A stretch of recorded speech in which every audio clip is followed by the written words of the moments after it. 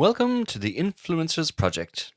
The aim of these short digital resources is to help you to develop your digital and social media literacy. This video will present the topic of real and virtual identity. It will also explain what this difference relies on, the distinction, and what the concepts are. Using the Cambridge Dictionary definition, identity can be defined as who a person is or the qualities of a person or group that make them different from others. Identity is therefore what fundamentally makes a person, what differentiates him or her from others, and what makes him or her identifiable and a recognizable person. But what about digital identity?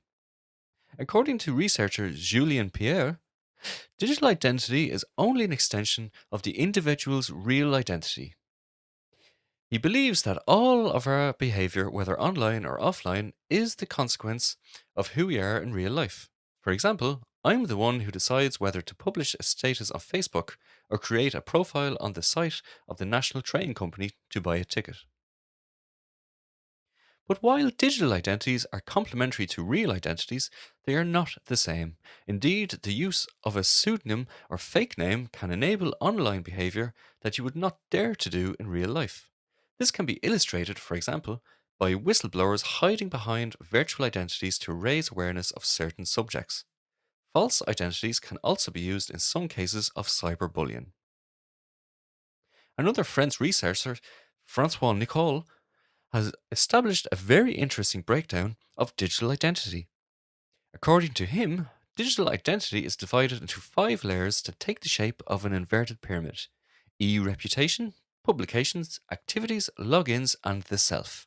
These layers take into account the contrast between the claimed visible and the hidden aspects of online behavior.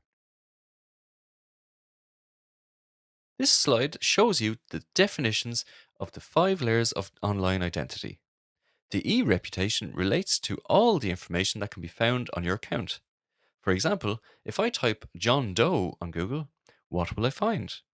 Social network accounts, photos, but what else? Publications are actions of our own making, and you have decided to share on Facebook or Instagram a photo, a status, an article. Activities are defined as your online behavior hidden from others. For example, using your browsing history, logins are all your login information, usernames and passwords, and the me, well, that's what makes you, you. As you can see, all these definitions can be divided into 2 groups. On the one hand, there are the dimensions of your digital identity that concerns the others. This is your identity as a social animal in the sense of Aristotle. It is your e-reputation and your publications. On the other hand, there are the personal dimensions that only concern you.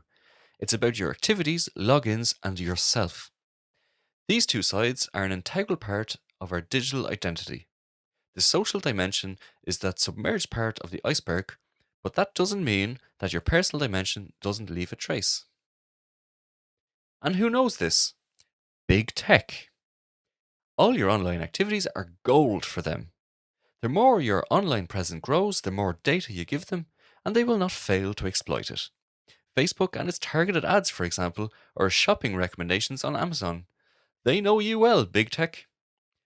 They know where you dream of spending your holidays, and they know your anxieties and aspirations. Don't think that it all falls on deaf ears.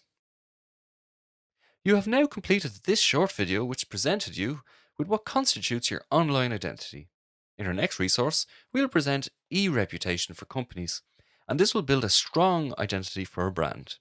For more resources that will help you to develop your digital and social media literacy, please visit the Influencers Project website at www.influencersproject.eu.